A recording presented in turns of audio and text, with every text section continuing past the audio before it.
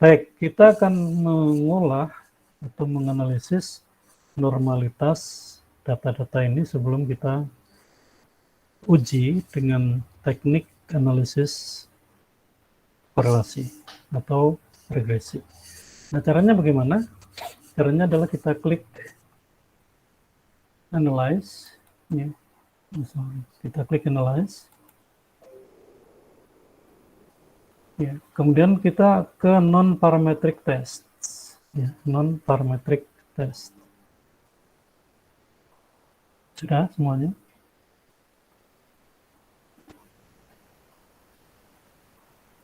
Non-parametric test. Kita ingin mengetahui normalitasnya. Dan one sample ya, kita ambil one sample aja. Klik one sample. Nah, muncul di situ pilihan, ya, pilihan, ada jendela pilihan. Defaultnya automatically compare observed data by hypothesized.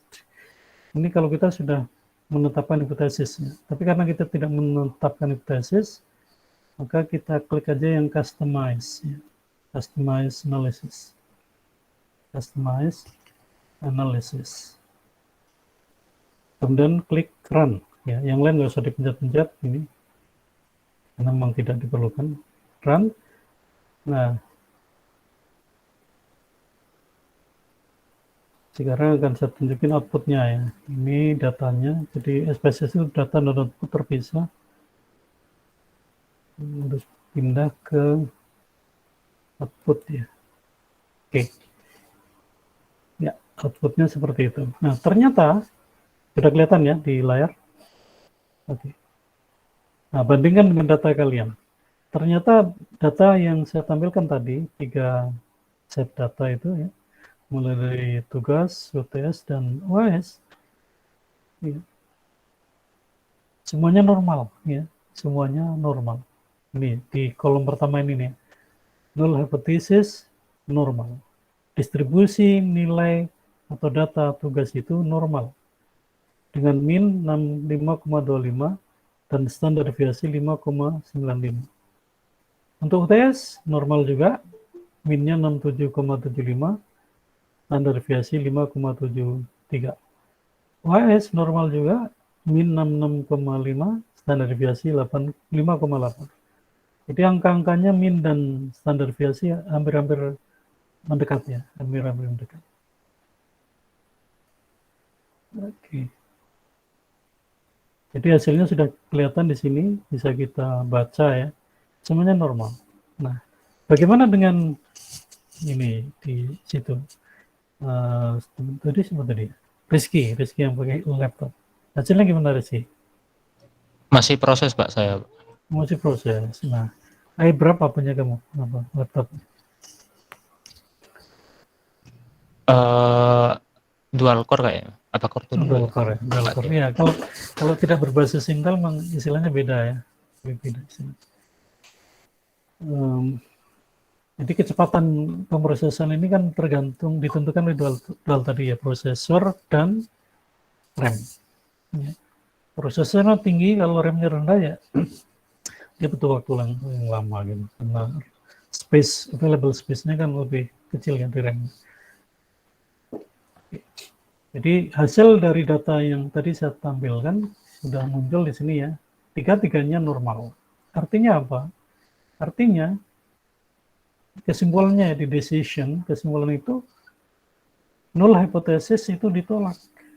Ya. Null hypothesis ditolak. Kalau di mata kuliah apa ya, metodologi penelitian ya, kamu sudah ambil belum research methodology?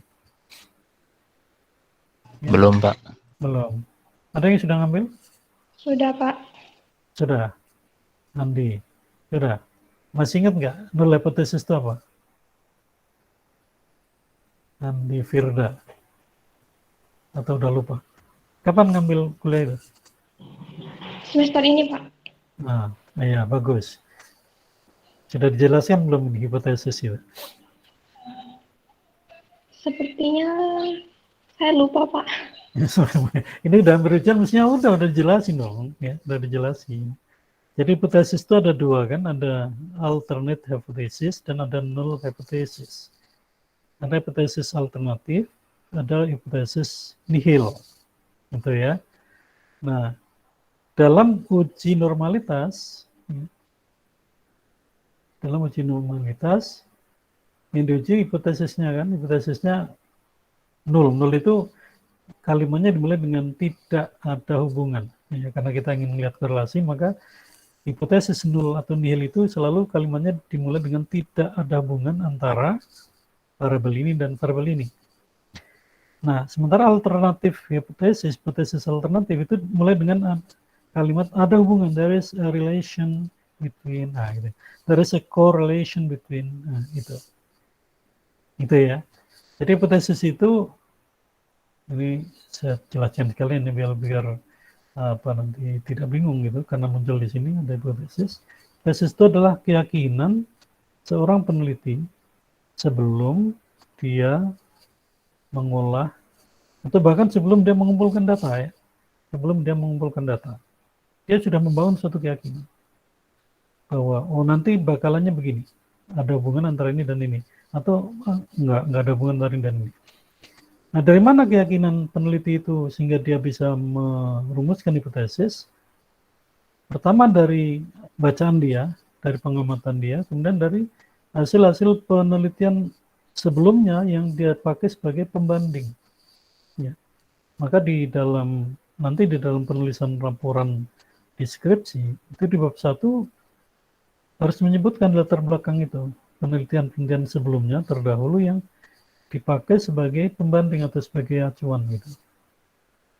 Ya, saya meneliti judul ini karena ini pernah diteliti oleh orang lain dan hasilnya begini-begini. Nah, nanti di bab 2, di bagian terakhir bab 2 itu, ketika kita ingin membangun kerangka kerja konsepnya, conceptual framework, itu diulas itu ya, direview hasil penelitian yang tadi sepintas disebutkan di bagian background ya, di bagian introduction, sebagian background. Jadi kalau misalnya di background itu di bab 1 kita nyebut ada 3, mungkin di bab 4, di bab 2 itu bisa ditambahkan ya sampai 10. Ya minimal 5 lah, minimal 5. Ada 5 hasil penelitian yang sejenis yang mirip dengan penelitian kita yang diulas, direview di bagian akhir dari bab 2 itu untuk membantu kita membangun hipotesis. Jadi misalnya begini, kita mereview, membaca dari 5 hasil penelitian sebelumnya tentang topik yang sama dengan yang kita teliti. Misalnya ada korelasi antara reading dan vocab, gitu ya. Lalu kita cari penelitian tentang reading dan vocab. Nah ternyata dari 5 penelitian itu semuanya mengatakan ada korelasi antara kegiatan membaca dan penambahan jumlah penguasaan kosakata. Artinya ada korelasi antara reading activity dengan vocabulary mastery. Nah, kalau penelitian 5-nya mengatakan ada korelasinya, maka kita ya harus ngikutin. Hipotesis kita juga akan, ya untuk penelitian saya, karena yang sebelumnya seperti itu ada korelasi, maka penelitian saya pun juga saya yakin pasti ada korelasi. Ini harus dituliskan di bagian hipotesis itu. Hipotesisnya alternatif kan. Ada korelasi antara kemampuan atau aktivitas membaca siswa kelas 7 SMP berapa dengan penguasaan vocabulary mereka. Itu namanya hipotesis alternatif. Kita yakin ada. Nah, supaya aman, kita nggak boleh hanya menulis satu hipotesis, kita menulis 2 hipotesis. Yang satu alternatif kita yakin, lalu yang satu nihil. Kita nggak yakin. Lalu kita tulis saja hipotesis nihilnya atau H0, lambangnya H0. Kalau alternatif itu H1. Di hipotesis nihilnya bunyinya tidak ada korelasi antara kemampuan membaca atau kegiatan membaca dengan penambahan kosakata siswa kelas 7 SMP sekian. Itu hipotesisnya. Nah, ketika data itu sudah terkumpul, kemudian sebelum kita cari korelasinya berapa, itu kita uji dulu normalitasnya gitu ya. Nah, kalau di dalam kolom ini muncul normal, normal, normal, maka kesimpulannya reject the null hypothesis. Jadi hipotesis nilnya ditolak, ya ditolak. Kenapa? Karena data itu setelah diolah memiliki tingkat signifikansi yang sangat meyakinkan. Gitu. Signifikansi yang meyakinkan itu di bawah 0,05. Jadi tingkat keyakinannya adalah 95%. 0,05 ini kan apa toleransinya ya. Jadi kita yakinnya dari 100%, maka dikurangi 0,05 jadi tinggal 95% gitu ya. Oke. Gimana Rizky, udah muncul hasilnya? Iya, Pak. Tapi kok saya nggak ada one sample Kolmogorov Smirnov normal testnya, Pak? Oke, kalau begitu coba ditampilkan ya. Sekarang kita akan melihat data punya Rizky seperti apa.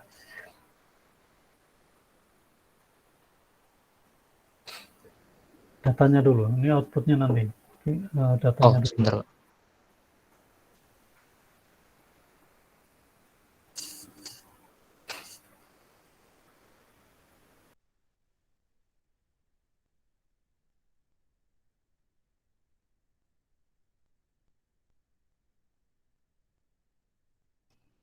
Itu, Pak.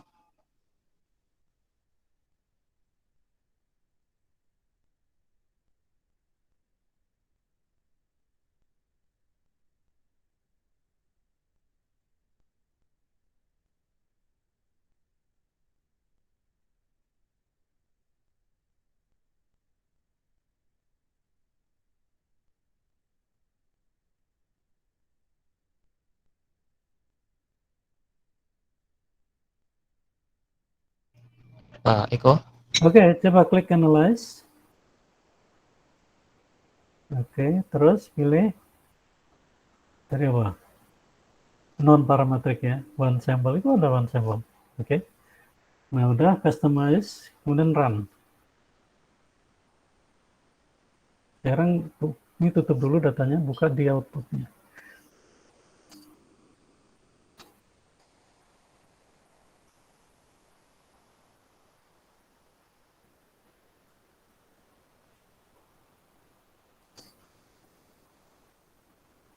Oke.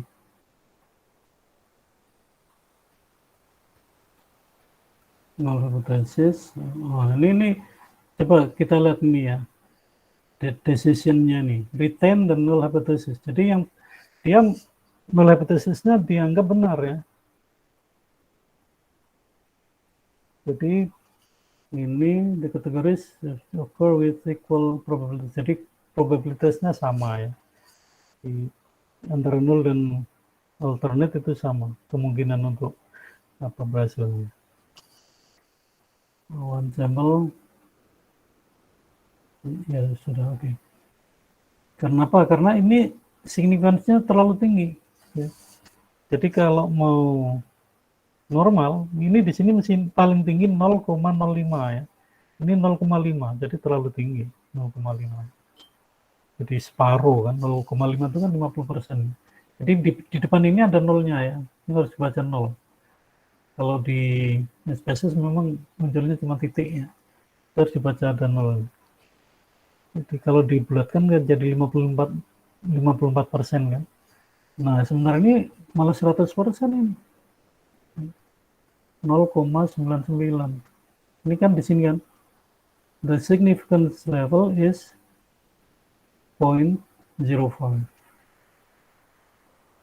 Jadi untuk tertingginya untuk disebut signifikan sehingga hipotesis alternatif yang terbukti itu maksimal 0,05. Nah ini di sini ketemunya lebih dari itu, ya, itu ya, ngerti ya? Paham, Pak.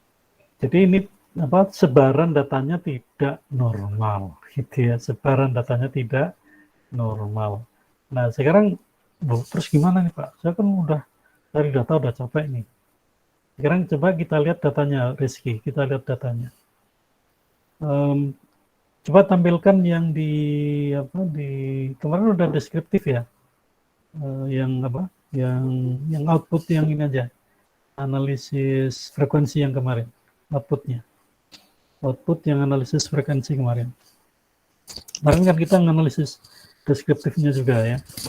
Nanti penjelasannya ada di sana. Kenapa sebaran data yang yang diolah oleh Rizky tadi tidak normal. Artinya apa? Yang terbukti nanti justru peluangnya 50-50 kan tadi. 50-50. Bisa ada korelasi, bisa juga nggak ada. Nah, tapi yang data penjelasan tadi kan pasti gitu ya, kesimpulannya pasti apa? Kesimpulannya null hipotesisnya ditolak. Mohon maaf Pak, tadi yang saya pakai untuk yang non parametrik itu saya ngambil ngambil nilainya lagi Pak. Jadi Oh beda, belum ada diolah ya. yang nol kan ada nilai yang nol itu saya buang Nah, sama ya yang itu aja Pak. begitu. Kalau begitu dilihat dulu. Coba ditampilkan lagi datanya, kemudian diolah itu yang apa? Deskriptifnya. Oh yang berarti yang tadi ya, Pak.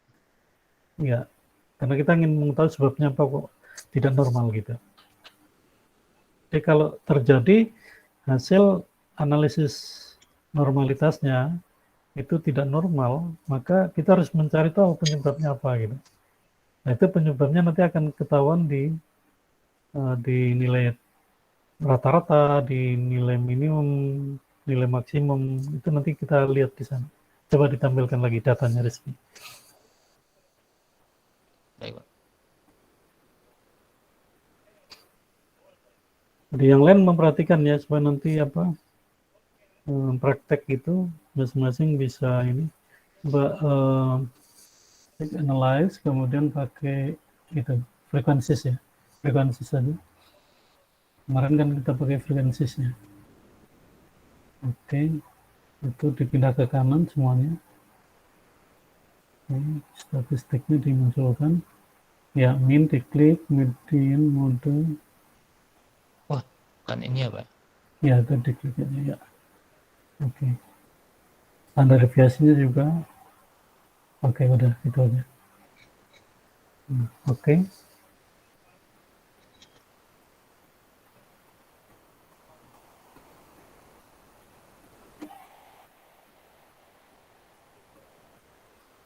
Oke, nah sekarang coba dilihat outputnya.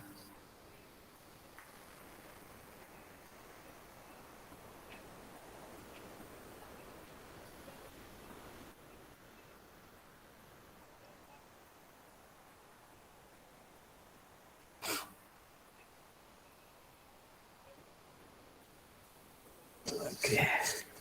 Nah, outputnya nilai tugas min 55.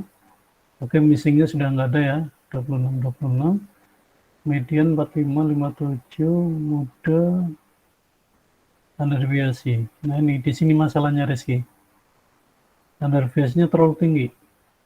20,6 dan 19, ini sangat terlalu tinggi ya. Saya pernah sampaikan standar deviasi itu idealnya kalau untuk penghitungan normalitas data itu antara 3 sampai 7. 3 sampai 7. Tadi data yang saya sampaikan tadi kan 5 ya, 5, sekian gitu. Itu masih bisa. Tapi kalau ini udah di atas, ini 30 ya. Iya Pak. Ini 19 sampai 20. Saya kira masalahnya di situ. Kenapa? Itu dijelaskan di angka ini. Minimum sekian, maksimum sekian. Minimum 20, 24, maksimumnya 100, mendekati 100. Itu masalahnya ya. Jadi kenapa kemudian data yang dihasilkan tidak bisa normal? Itu karena di sini. Nah sekarang solusinya bagaimana? Kalau kita meneliti ya, kita udah baca meneliti, ya, kemudian hasilnya kayak begini.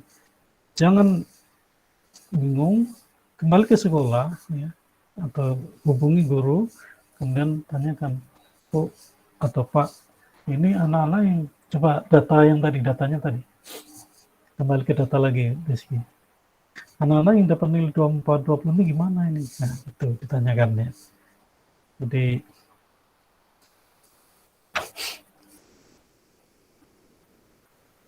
apakah benar mereka nilainya 24 atau 20 gitu ya.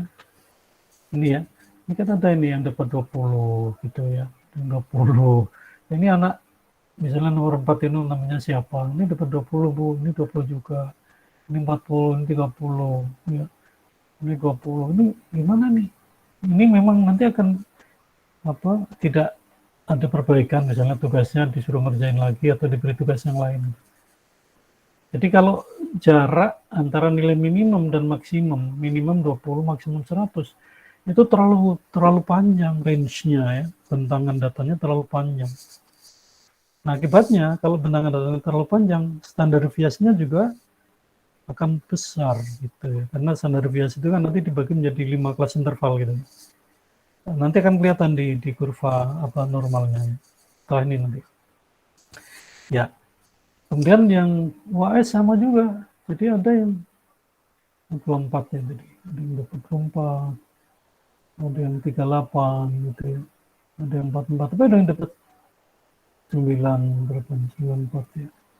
Ada 24 ini ya. Ada yang 84. Ini jaraknya juga bentangannya sangat panjang ini. Nah, kalau mendapatkan data seperti ini, ya, sebelum diolah, dianalisis tadi, normalitasnya dicek dulu, dikonfirmasi dulu ya ke guru. Karena sumber datanya kan guru ini ya. Tapi kalau misalnya kalian ngetes sendiri, melakukan uji sendiri, pengumpulan data dengan language testing itu tekniknya, berarti yang ngetes kan kalian nanti. Kalau kalian yang ngetes berarti tanggung jawab kalian adalah anak-anak yang nilainya terlalu rendah ini harus dites ulang. Ya, ada tes ulang. Kalau anak-anak yang rendah dites ulang, yang lain juga harus diberi kesempatan untuk memperbaiki. Ya. Jadi jangan sampai anak-anak yang nilainya 20, 30, 40, 50, 60 disuruh ikut tes, yang 70, 80, 90, yang 100 nggak usah. Ya. Yang 100 nggak usah, karena udah mentok gitu kan. Nah, yang di bawah 100 itu diberi kesempatan juga untuk memperbaiki. Ya. Sampai ke batas misalnya KKM gitu, KKM-nya berapa? Jadi kalau misalnya 70 misalnya KKM atau 75, maka yang dapat 20 ini harus mencapai 75. Nah, kalau itu tugas, ya berarti tugasnya harus ngulang atau diberi tugas yang lain sehingga nanti nilai dia bisa 75. Kalau semua siswa sudah ada di nilai 75 dan di atas itu, maka kalau diolah nanti akan normal gitu ya. Karena standar deviasinya tidak akan sampai 10 gitu. Ya, tidak akan sampai 10. Ngerti ya, Rizky ya? Jadi ini logika. Jadi ketika saya membaca nggak normal, saya langsung lihat standar deviasi. Kenapa? Karena selalu ada hubungan antara kesimpulan uji normalitas dengan standar deviasi. Standar deviasi dari mana? Standar deviasi selalu ada hubungan dengan range, ya, bentangan nilai terendah ke tertinggi. Coba range-nya berapa? 100 kurang 20 kan? 80. Range-nya panjang banget itu. Sangat tidak ideal. Ya. Jadi dalam praktek pembelajaran di kelas, siswa yang ketika dites kemudian menunjukkan range yang panjang itu artinya apa? Di kelas itu ada anak yang sangat pintar, nilainya 100, tapi ada anak yang sangat tidak pintar, nilainya 20. Ya, padahal guru ini ngajar di kelas yang sama, ya kan, muridnya ya itu juga. Kenapa ada yang dapat 100, kenapa ada yang dapat 20? Ada yang salah di dalam proses itu. Mungkin muridnya ngantuk, atau muridnya tidak serius, atau muridnya semuanya sendiri, tidak tertib dan sebagainya. Itu harus diteliti, harus dicari penyebabnya apa. Jadi yang 20 segala macam ini harus dicari tahu. Tetapi kalau ini nilai dari guru, maka kalian tidak boleh mengubah sendiri. Bu, nanti saya ngatas dulu. Nggak boleh, tetap harus guru ya. Kalian datang sebagai peneliti, bukan sebagai guru. Nanti yang bisa kalian lakukan adalah mengklarifikasi kepada guru.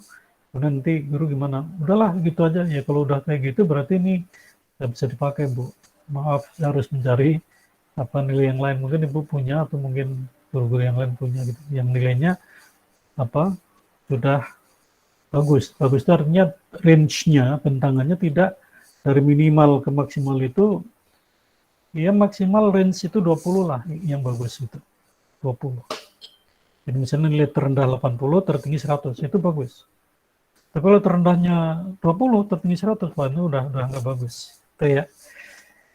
Itu penjelasannya Rizky ya. Jadi yang lain juga nanti dilihat. Tadi ada yang bawa laptop siapa nih? Yuliana ya? Halo Yuliana. Selain Rizky tadi ada kan yang bawa laptop? Hasilnya gimana? Saya pengen tahu hasilnya aja.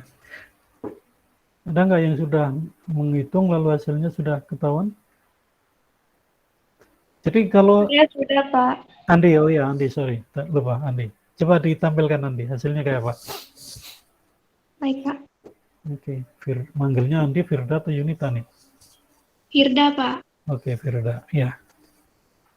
Coba ditampilkan ya. Outputnya aja, outputnya. Jadi kalau kayak gini nih kan, begitu kalian dapat masalah, langsung tahu solusinya gitu. Tapi coba kalau seperti Rizky tadi, waduh ini gimana nih kok nggak normal gitu. Sementara dia sendirian di rumah bingung kan? Nah, bingung. Tanya siapa gitu. Ya, bingung. Kalau itu terjadi nanti kalian bikin skripsi yang kayak begini, waduh itu udah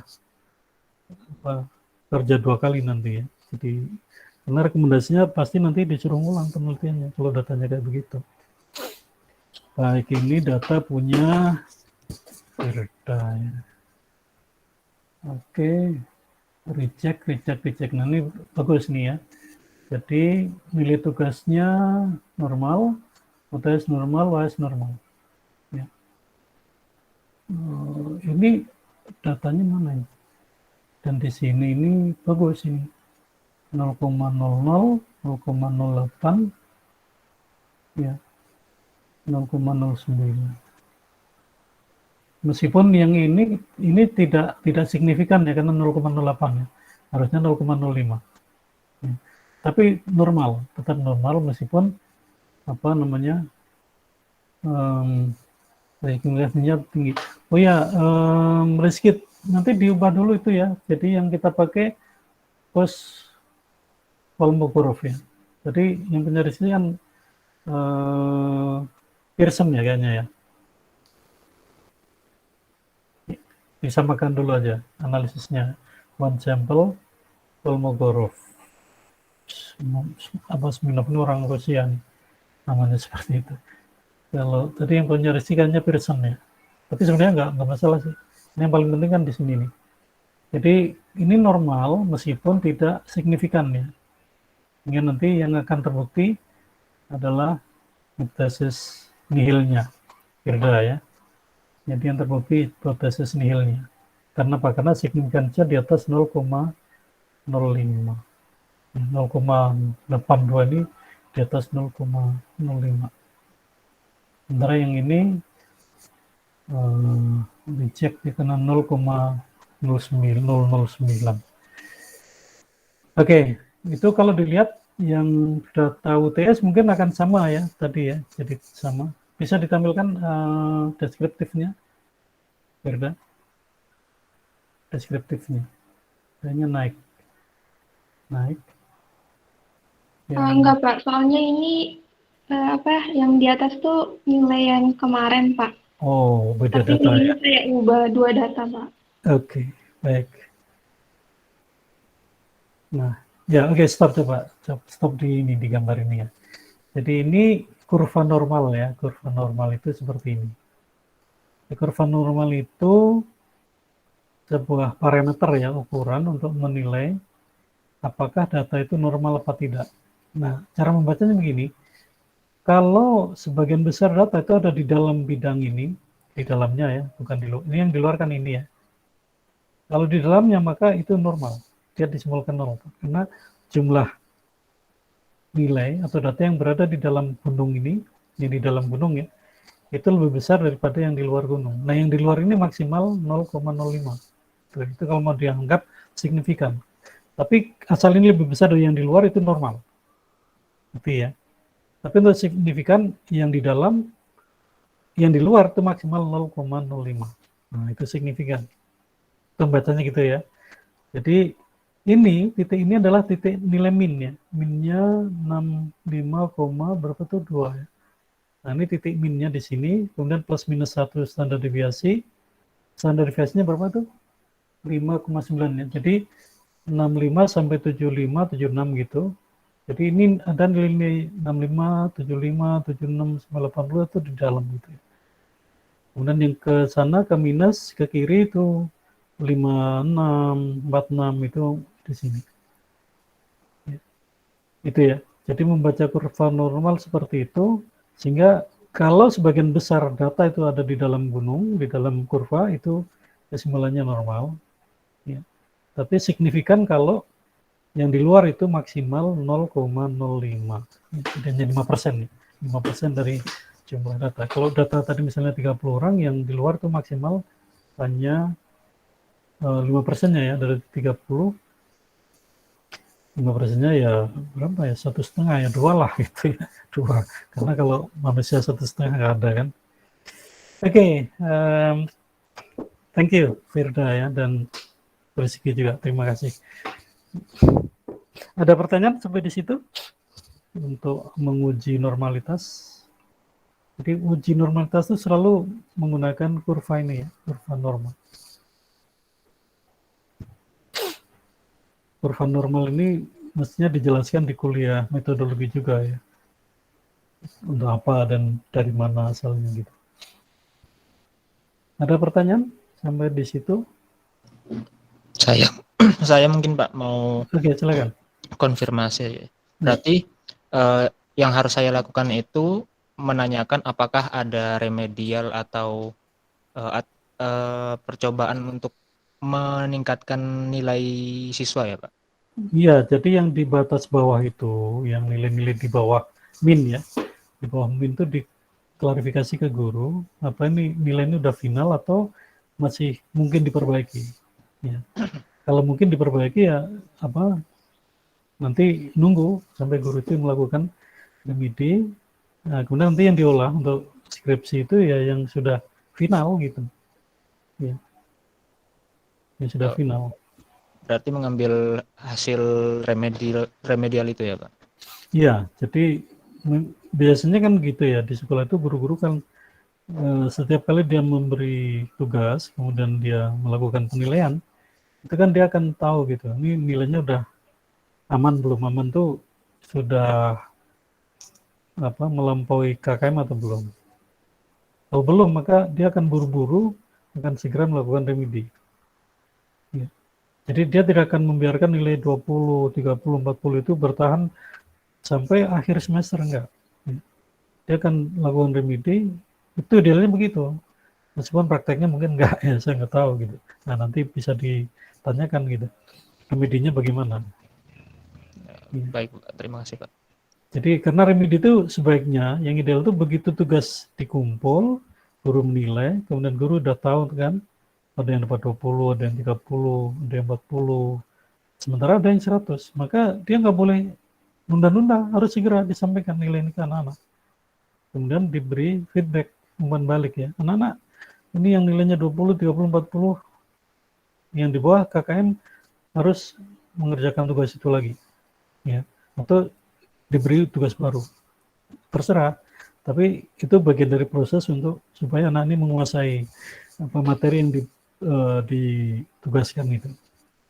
Karena ukuran dan KKM kriteria ketuntasan minimal itu artinya anak dianggap sudah menguasai gitu. Kalau nilainya minimal 75. Nah, yang di bawah itu berarti kan belum menguasai. Maka tugas guru adalah bagaimana mendorong anak-anak ini supaya menguasai gitu. Nah, menguasainya itu artinya dengan bukti nilainya sudah memenuhi KKM atau lebih tinggi dari KKM. Itu ya, Rizky ya. Baik Pak, terima kasih. Diklarifikasi, dikonfirmasi. Kalau guru bisa mengatakan, oh, udah mas, saya ini remedinya cuma di UAS saja, yang lain enggak. Waduh, kalau begitu nanti cari yang lain aja datanya. Karena kalau seperti itu dipaksakan nanti pasti akan menjadi masalah. Akan menjadi masalah. Ketika diolah, dicari korelasinya juga akan menjadi masalah.